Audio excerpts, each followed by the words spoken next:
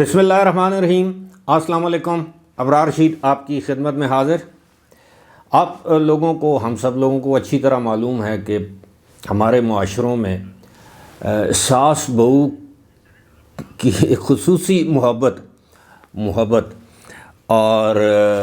اسی طرح نند اور بھابھی کے درمیان یا نندوں اور بھابھیوں کے درمیان ایک مخصوص قسم کی کشمکش، بسا اوقات حسد، نفرت، جیلسی جسے آپ کہہ سکتے ہیں، اور بہت کچھ، ایک دوسرے کی پیٹھ پیچھے باتیں کرنا، یہ ہمارے کلچر، ہمارے معاشرے میں پائی جانے والی ایک بہت بڑی، اب آپ اس کو کمزوری کہہ لیں، برائی کہہ لیں، یہ ہے۔ اور پتہ نہیں یہ اچھا بعض گھروں میں بڑی مثالی ساس اور بہو ہوتی ہیں اور مثالی رشتے ہوتے ہیں، اور بعض گھروں میں نند اور بھابھی کے درمیان یا مابین جو تعلقات یا رشتے ہوتے ہیں وہ محبت سے لبریز سرشار ہوتے ہیں، لیکن پھر بھی ساس اور بہو اور اسی طرح نند اور بھابھی کے درمیان ایک ٹسل سی ہمیشہ رہتی ہے۔ ابھی یہ تمہید باندھنے کا مقصد یہ تھا کہ ایک عرصے سے ہم دیکھ رہے ہیں کہ اچھا اس حوالے سے آپ نے وہ لیک آڈیو بھی سن رکھی ہوں گی جس میں عمران خان کی اہلیہ بشرا بی بی لطیف کھوسہ سے جو اپنی نندوں کے حوالے سے جو گفتگو کر رہی ہیں، اور لطیف کھوسہ جس طرح ان کو بتا رہے ہیں، اور ایک طویل عرصے سے، یعنی جب سے عمران خان جیل میں، بلکہ اس سے پہلے عمران خان کی جو ایک بہن ہے جو علیمہ بی بی یا علیمہ خانم یا علیمہ خان، ان کی ایک طویل عرصے سے یہ کوشش ہے کہ عمران خان اگر جیل میں جاتے ہیں تو کسی نہ کسی طریقے سے پارٹی کے معاملات جو ہیں وہ ان کے ہاتھ میں آ جائیں۔ اس کی ایک وجہ یہ ہے کہ ان کو لوگ اچھی طرح سے جانتے ہیں، ان کی عمران خان کے بعد ایک ایکسیپٹنس ہے، اور پھر عمران خان کے ذاتی معاملات میں ماضی میں بھی ان کا کافی اثر و رسوخ رہا ہے۔ ریحام خان نے اپنی کتاب میں لکھا ہے کہ کس طرح وہ عمران خان جو ہے وہ ان کے معاملات میں دخل دیتی ہیں وغیرہ وغیرہ، ایک بڑی بہن ہونے کے ناطے۔ خیر، تو ان کی یہ خواہش تھی۔ پھر آپ کو پتہ ہے کہ عمران خان سے ملاقاتیں، پھر اس دوران بشرا بی بی اور علیمہ خان اور وہ جو روبینہ جو ان کی بہن ہے ان کے درمیان کچھ چپکلش کی، تلخ کلامی کی خبریں بھی آئیں۔ تو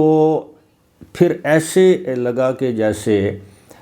کچھ قوتوں نے عمران خان کو مجبور کیا ہے کہ بجائے اس کے کہ پارٹی کے اندر کسی پرانے کارکن یا پرانے رہنما کو بطور پارٹی چیئرمین نامزد کریں، پارٹی کا سیکرٹری جنرل نامزد کریں، تو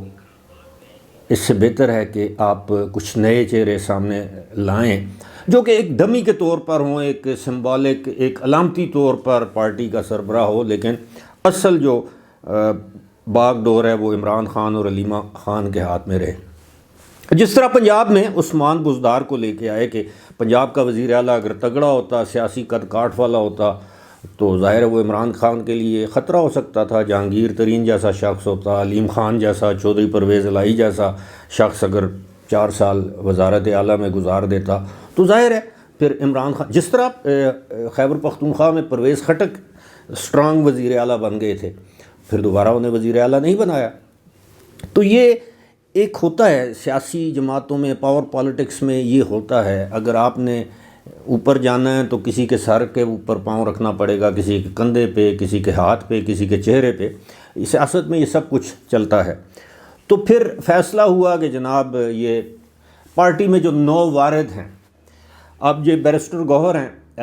یہ انہوں نے اس دن سپریم کورٹ میں یہ کہا کہ جناب یہ 1 سال پہلے جو ہے وہ 1.5 سال پہلے یا 1 سال پہلے پارٹی میں شامل ہوئے، اور اس سے پہلے ان کا تعلق جو ہے وہ پاکستان پیپلز پارٹی سے تھا۔ 2018 کا انتخاب انہوں نے، اب یہ سپریم کورٹ میں انہوں نے خود کہا ہے کہ بنیر سے انہوں نے پیپلز پارٹی کے ٹکٹ پر انتخاب لڑا۔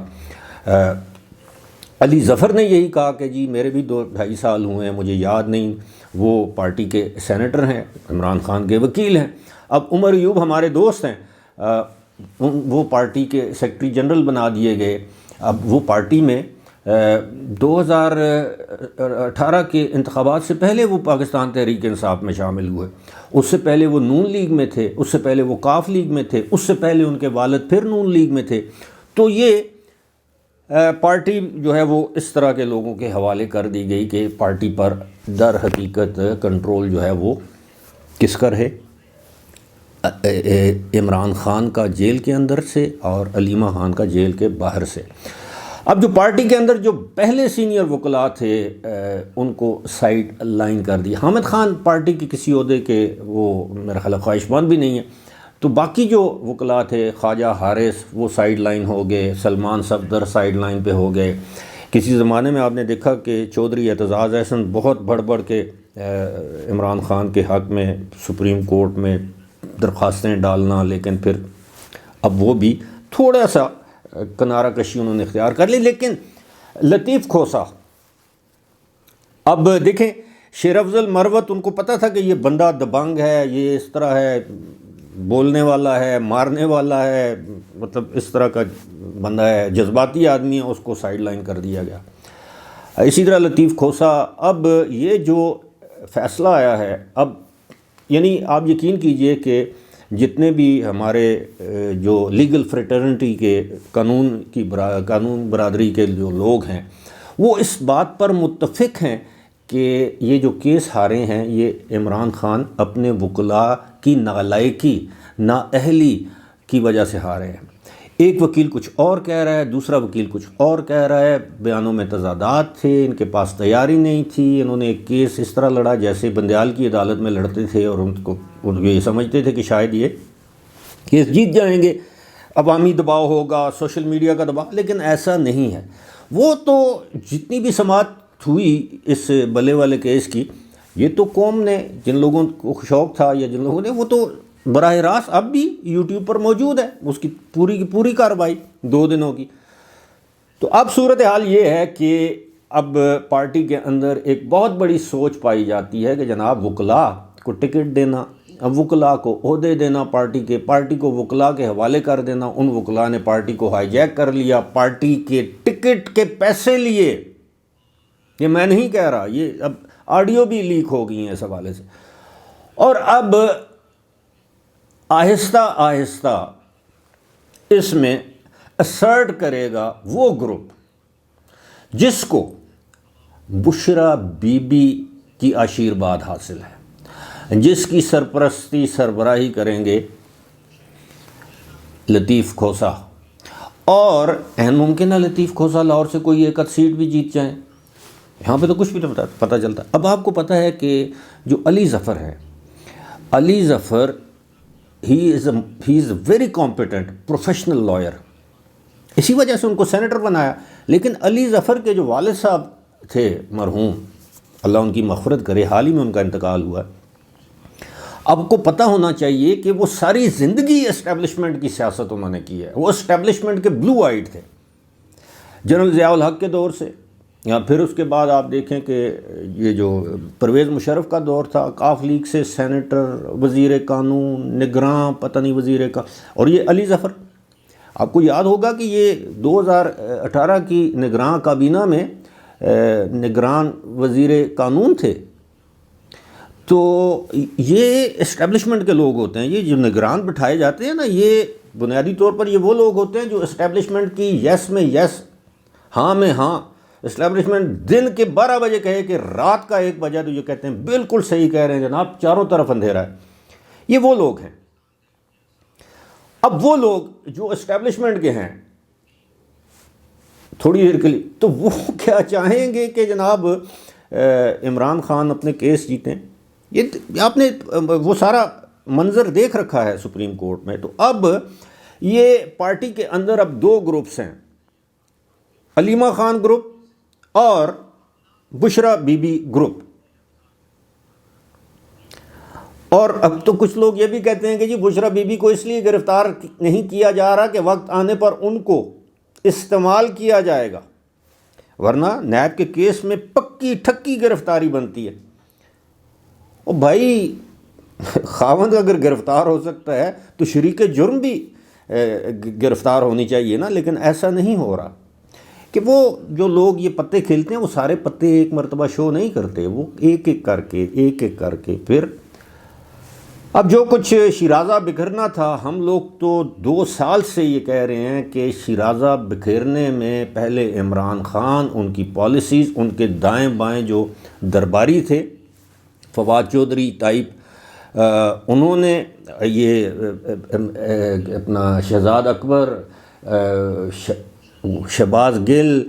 شیریں مزاری، اس ٹائپ کے جو لوگ تھے جو کہتے تھے نہیں لڑ جاؤ، آج وہ کدھر ہیں؟ عمران خان کو تنہا کر دیا. فواد چودھری کے مشوروں پر صوبائی اسمبلیاں تحلیل کر دیں پنجاب کی، اپنے پاؤں پر کلاڑی پہ جس شاخ پہ بیٹھے تھے اسی شاخ کو کاٹ دیا. پہلے فواد چودھری جیسے لوگوں کے مشورے پر قومی اسمبلی سے استعفے دے دیے،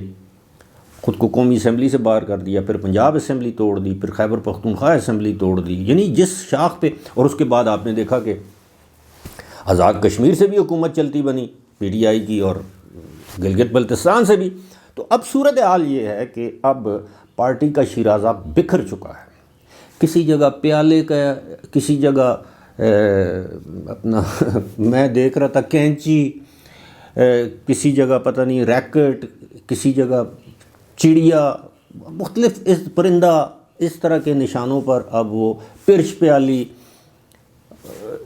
اس پر وہ الیکشن لڑ رہے ہیں. بلہ چلا گیا. لیکن اس میں سب سے بڑا قصور اگر کوئی ہے تو وہ اس شخصیت کا ہے جس کی یہ سوچ تھی کہ پارٹی کو سیاستدانوں کے حوالے نہیں کرنا، وکلاء کے حوالے کرنا، یہ ہمارا کیس لڑیں گے،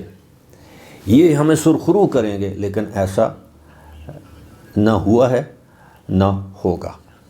فی الحال مجھے دیجیے اجازت. خدا حافظ.